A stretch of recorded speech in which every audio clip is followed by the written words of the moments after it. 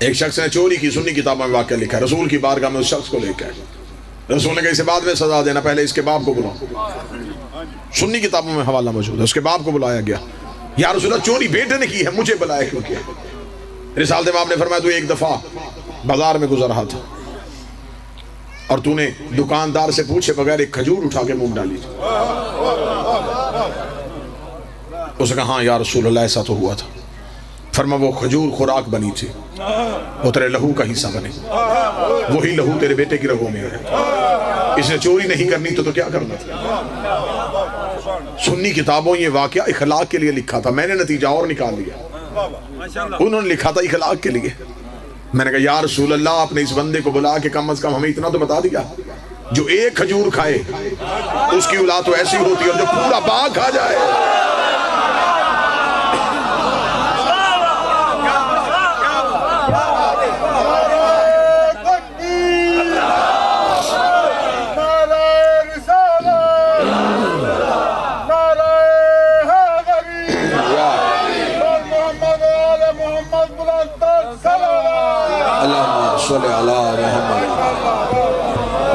ربیع الاول منانا ہے تو پھر علی سے پوچھو احترام رسالت کیا ہے۔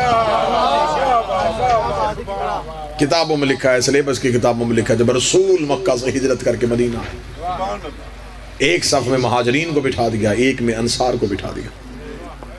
غائب کے علم جاننے والے نبی نے، توجہ ہے میری طرف سے، جن جن کی ذہنیتیں ملتی تھی اسے اس کا بھائی بنا دیا۔ مزاج نہ ملتا ہو تو 3 گھنٹے کا سفر نہیں ہوتا۔ رسول کو خبر تھی کہ انہیں ساتھ چلنا ہے، رسول نے جس کا مزاج جس سے ملتا تھا اسے اس کا بھائی بنا دیا۔ رسول ہر ایک کو دوسرے کا بھائی بناتے گئے۔ مدارج النبوہ کتاب ہے، لکھی شاہ عبدالحق محدث دہلوی نے ہے، کتاب بھی شیعوں کی نہیں، مصنف بھی شیعوں کا نہیں، شاہ عبدالحق محدث دہلوی وہ اپنی کتاب میں لکھ رہے ہیں جب رسول ہر ایک کو دوسرے کا بھائی بنا چکے تو علی تنہا رہ گئے۔ بالکل وہ جملے پڑھنے لگا ہوں جو جعفری صاحب کتاب میں لکھے۔ محدث دہلوی لکھتا ہے کہ رسول نے جا کے علی کے دونوں آنکھوں کے درمیان بوسہ لیا اور لے کے کہا ماذا یبکیک یا علی ابن ابی طالب، ابو طالب کا بیٹا علی تو کیوں رو رہا ہے؟ علی نے سر اٹھا کے کہا آپ نے ہر ایک کو بھائی بھائی بنا دیا، مجھے کسی کا بھائی بنا بنا۔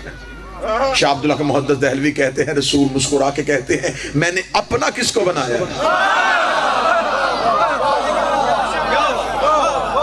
یا رسول اللہ میرا بھائی کون ہے؟ شاہ عبداللہ محدث دہلوی لکھتے ہیں رسول نے پیچھے مڑ کے صحابہ کو دیکھا، پھر علی کو دیکھا، پھر صحابہ کو دیکھا، پھر علی کو دیکھا، پھر صحابہ کو دیکھا، پھر علی کو دیکھا، 3 بار صحابہ کو دیکھا، 3 بار علی کو دیکھا، ان میں کوئی تجھ جیسا ہوتا میں تیرا بھائی بنا لیتا۔ یا علی انت اخی فی الدنیا والآخرہ، تو یہاں بھی میرا بھائی ہے، تو وہاں بھی میرا بھائی ہے۔ بھائی یہاں ہوتے ہیں وہاں نہیں ہوتے۔ رسول نے فرمایا تو وہاں بھی میرا بھائی ہے۔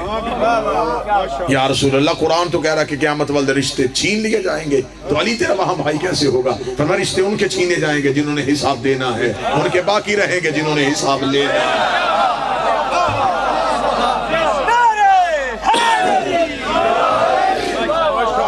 بتانا پڑے گا کہ رسالت ماپ کی تربیت کس کرنے ہوئی، کیا کہنے میں کہاں جا کے عمران پڑھوں جس کی انگلی پکڑ کے رسول چلنا سیکھے۔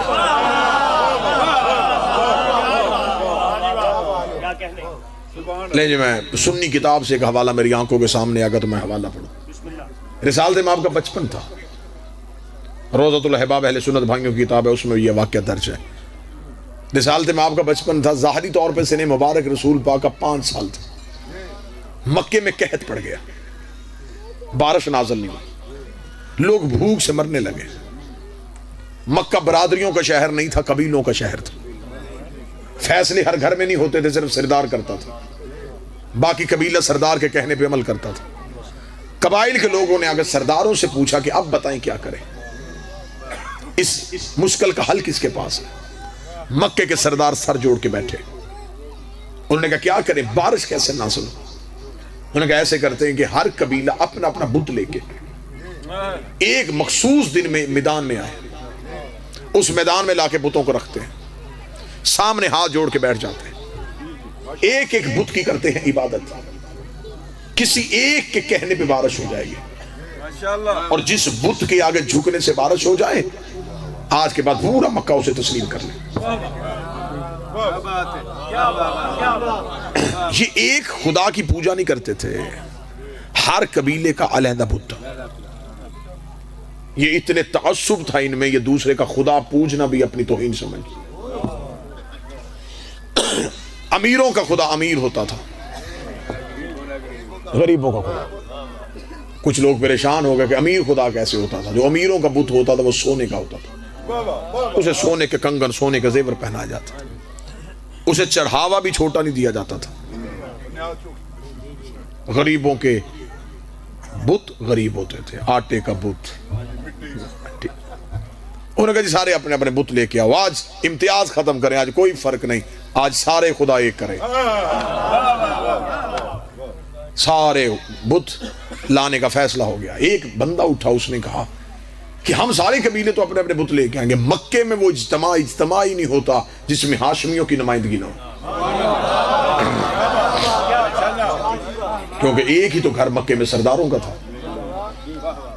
انہوں نے کہا ان کا تو خدا ہے ہی کوئی نہیں، ہاشمی کسے لے کے آئیں گے؟ 3 مکے کے سردار اٹھے اور حضرت ابو طالب کے گھر میں دستک دی، اندر سے حضرت عمران آئے، بڑی سننے والی بات اور سنی کتابوں سے۔ حضرت عمران سے انہوں نے کہا کہ آپ جانتے ہیں کہ مکے میں قحط پڑ گیا؟ حضرت ابو طالب نے کہا اچھا؟ انہوں نے کہا ابو طالب بھوک سے لوگ مر رہے ہیں، تو فرمائے ہمارے گھر سے کھانا لے جایا کرو۔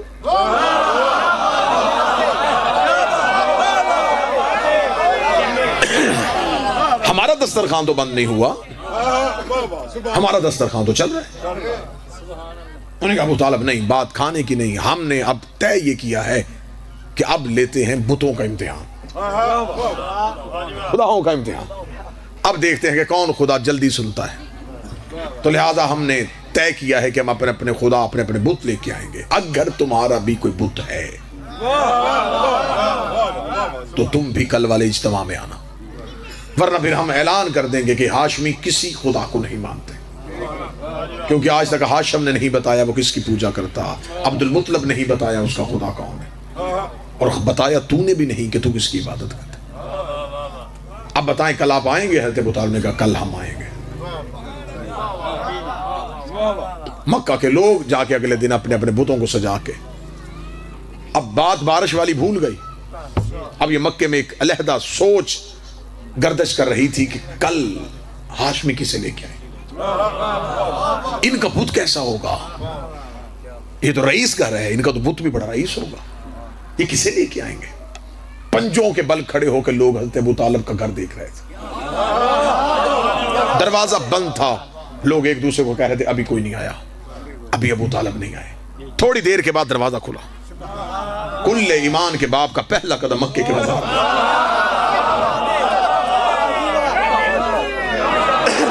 لوگوں کی آنکھیں پھٹی کی پھٹی تھی، ابو طالب کسے لے کے آ رہا ہے؟ یا مکہ میں ایک دم شور برپا ہوا، وہ دیکھو ابو طالب کے کاندھے پہ کون ہے؟ جب دیکھا تو ابو طالب اپنے کاندھے پہ 5 سال کے مصطفیٰ کو اٹھائے ہوئے، اور اسحال سے ماب کے دونوں ہاتھوں کو اپنے ہاتھوں میں لیے ہوئے۔ آج ابو طالب کے چلنے کا انداز بڑا نرالا تھا، اسی انداز کو لے کے خندق میں علی چلے تھے، چہلتے ہوئے ابو طالب پورے جذبے کے ساتھ حضرت ابو طالب مکہ کی گلی سے نکلے، ان لوگوں کے قریب سے گزر گئے۔ انہوں نے کہا ابو طالب کہاں جا رہا ہے؟ کتابیں کہتی حضرت ابو طالب مکہ کی ایک چوٹی پہ چلے گئے، اتنی اونچی چوٹی پہ حضرت ابو طالب جا کے کھڑے ہوئے کہ کتابیں کہتی اس دن مکہ میں گھر کے صحن میں بیٹھی ہوئی کافروں کی ماؤں میں بیٹھے ہوئے کافروں کے بچے بھی ابو طالب کا چہرہ دیکھ رہے ہیں۔ آج مکہ میں کوئی ایسا نہیں تھا جو کہے کہ مجھے ابو طالب نظر نہیں آ رہا، گھر میں بیٹھی ہوئی عورت ابو طالب کا چہرہ، گود میں لیٹے ہوئے بچے ابو طالب کا چہرہ، میدان میں کھڑے ہوئے کافر ابو طالب کا چہرہ، آج پورا ابو طالب کو دیکھ رہے تھے. ابو طالب تو کیا کرنے والا ہے؟ ہم نے تو تجھے کہا تھا خدا لے کے آ، تو اپنے بھتیجے کو لے کے آ گیا. کیا تو اپنے بھتیجے کی پوجا کرتا ہے؟ حضرت ابو طالب نے کہا اپنے خداؤں کو کیوں اکٹھا کیا ہے؟ انہوں نے کہا بارش کے لیے. فرمایا جس کے کہنے میں بارش ہو جائے گی وہ کون ہوگا؟ کہنے لگے وہ حاجت روا ہوگا، وہی مشکل کشا ہوگا. حضرت ابو طالب نے رسول کے چھوٹے چھوٹے ہاتھوں کو اپنے ضعیف ہاتھوں میں لیا، آسمان کی طرف، میرے اللہ تجھے ان ہاتھوں کا واسطہ، اللہم بحق حاضر الیدین انصر السماء، میرے اللہ تجھے ان ہاتھوں کا واسطہ آسمان سے بارش نازل فرما. تاریخ کہتی ہے فوراً ایک بدلی اٹھی اور اس نے آ کے مکہ میں بارش برسانی شروع کر دی. ادھر مکہ میں بارش ہونی شروع ہو گئی. لوگ اپنے اپنے خداؤں کو اٹھا کے بھاگ رہے تھے اور کہہ رہے تھے ابو طالب کا بھتیجا سچا، ابو طالب کا بھتیجا سچا، ابو طالب کا بھتیجا سچا. یہ آواز مکہ میں گردش کر رہی تھی. رسالت مآب کے چہرے پہ تبسم آیا. خدائی نے جھوم کے کہا محمد یہ لمحے یاد رکھنا، یہ وقت یاد رکھنا، کوئی بھی تجھے محمد رسول اللہ کہنے والا نہیں تھا. آج مکے کی چوٹی میں کھڑے ہو کے ابو طالب نے تیری رسالت کا اعلان کیا ہے. کل کو تجھے اور مجھے مل کے قرضہ واپس کرنا ہے. آج اس نے بلندی پہ جا کے تیری رسالت کا اعلان کیا ہے. کل پلانوں کا منبر بنا کے علی کی ولایت کا اعلان.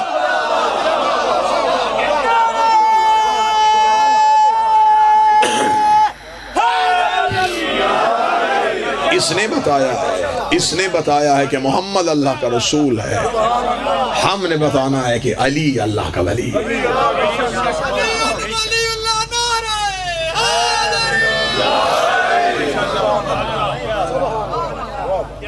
کون حضرت عمران جس کے بڑھاپے کے سائے میں اسلام کی یتیمی نے جوانی کے انداز سیکھے. اللہ جانے مسلمان کس منہ سے کہہ دیتے. صحیح بخاری میں حدیث لکھی کہ جو کسی یتیم کو پالے، رسول کہتے میرے ساتھ ایسے ہوگا جس سے میرے ہاتھ کی 2 انگلیاں. اور کوئی بندہ پوچھنے کے لیے تیار نہیں، جو کسی یتیم کو پالے وہ تو مصطفیٰ کے ساتھ ہوگا، اور جو مصطفیٰ جیسا یتیم پالے.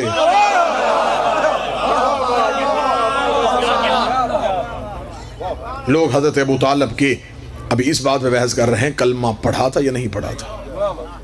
پیغمبروں کی فہرست میں ابو طالب کا نام ہے. حضرت عیسیٰ سے لے کے رسول تک کیا یہ دور اللہ نے خالی رکھا؟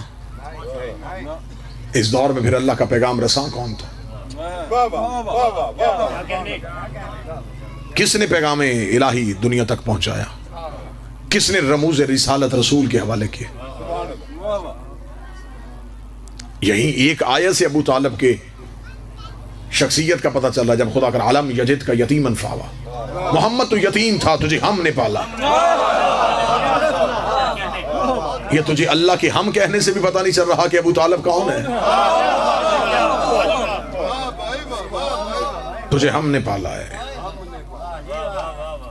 اور یہ جو مولا امیر المومنین خانہ کعبہ میں آئے تھے، یہ فضیلت تو ہے لیکن ایک احسان کا بدلہ بھی ہے. خدا نے کہا ابو طالب میرا نبی تیرے گھر میں آیا، اب تیرا علی میرے گھر میں آئے گا. تو نے میرے نبی کا نام محمد رکھا، میں تیرے بیٹے کا نام علی رکھوں گا. لیکن ایک احسان میں بڑھ کے کر دوں گا تاکہ دنیا کو پتہ چلے کہ میں اللہ ہوں. میرے مالک وہ کون سا؟ فرمایا تو میرے مصطفیٰ کا نکاح فرش پہ پڑھا. شاباش. میں تیرے علی کا نکاح عرش پہ پڑھاؤں. 2 جگہوں پہ نگاہ پڑھا گیا امیر المومنین کا، ایک عرش پہ ایک فرش. عرش پہ توحید نے پڑھا، فرش پہ مصطفیٰ نے پڑھا. اس لیے سیدوں کی نسلیں بھی 2 چلی، ایک عرش والے سید، ایک فرش والے سید. ان کی اطاعت ہے، ان کی عزت ہے. اطاعت ہے، وہ معصوم ہے، اس لیے کہ وہ نور والے ہیں. ان کی اطاعت ہے، وہ اولاد سیدہ ہیں. معصوم فرماتے ہیں کہ اگر آسمان پہ کوئی بندہ زمین پہ جھانکے تو اسے زمین پہ چند جگہوں پہ نور نظر آتا، تو وہ فوراً پوچھے کہ یہ نور کہاں سے آ رہا ہے، تو فرمائے گا یہ ان کے گھر ہیں جو اولاد سیدہ ہیں.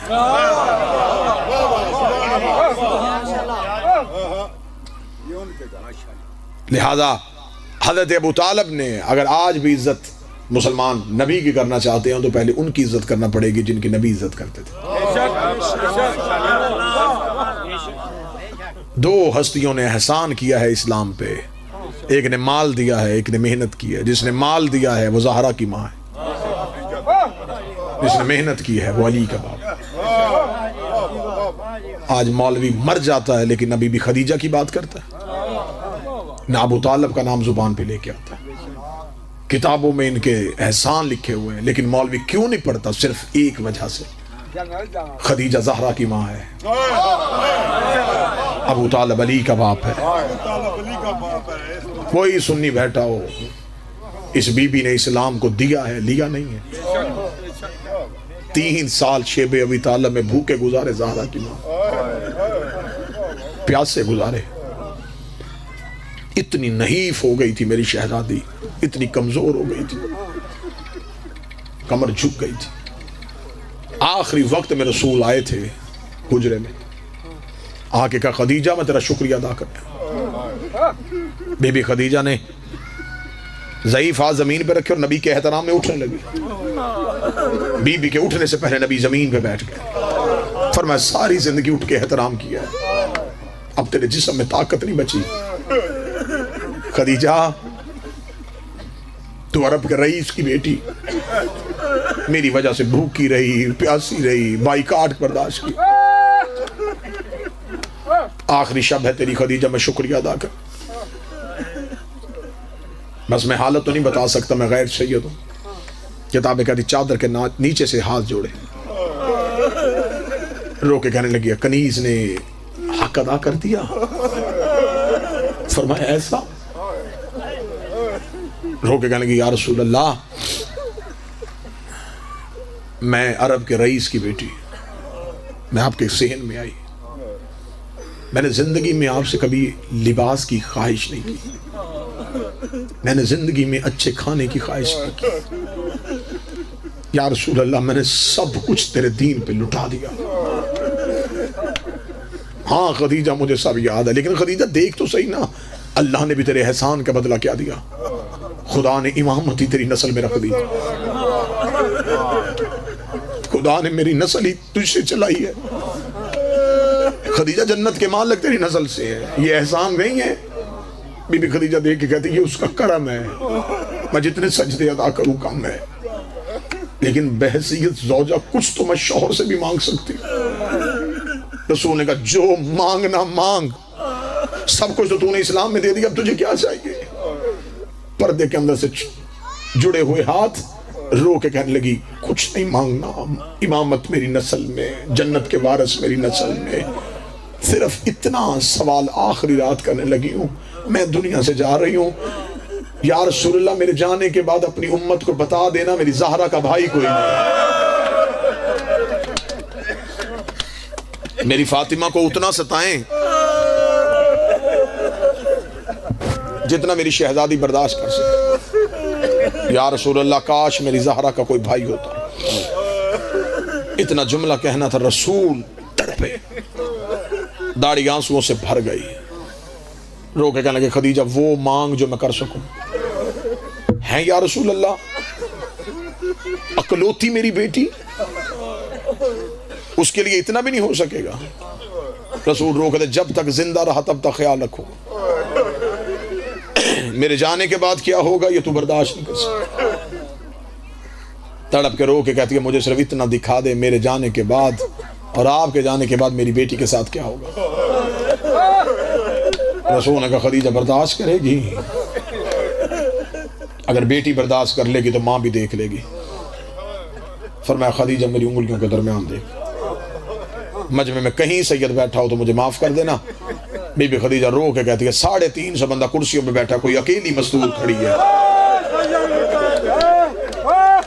یا رسول اللہ اس کے پاس کوئی نہیں ہے، وہ بار بار زمین پہ بیٹھتی ہے، بار بار اٹھتی ہے۔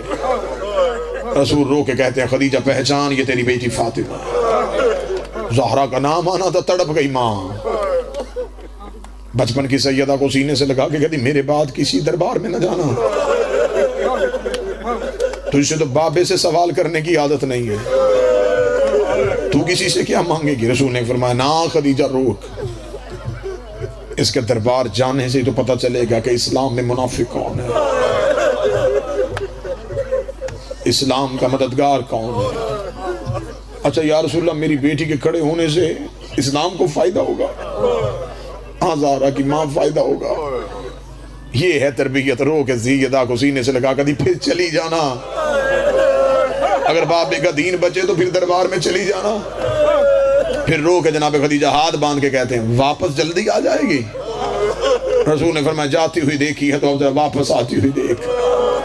انگلیاں رسول نے دوبارہ بلند کی، جناب خدیجہ کا سر زمین پہ آ رو کے دی انگلیاں ہٹا لے، یہ زہرا نہیں ہے، یہ تو کوئی سفید سر والی ضعیفہ ہے جس کے دروازے کو آگ لگی ہوئی۔ سادات و غیر سادات، ماں اور بیٹی کی قسمت، ماں بھی دربار میں کھڑی رہی، بیٹی بھی دربار میں کھڑی رہی۔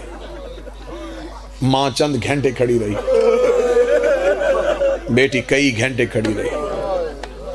ماں کھلے ہاتھوں سے گئی تھی، بیٹی بدے ہاتھوں سے گئی۔ اگلی سطر پہ واجب سمجھ گیا ہائی کہنا، ماں کے سر پہ چادر تھی، بیٹی بغیر چادر کے گئی تھی۔ ماں بیٹوں کو ساتھ لے کے گئی تھی،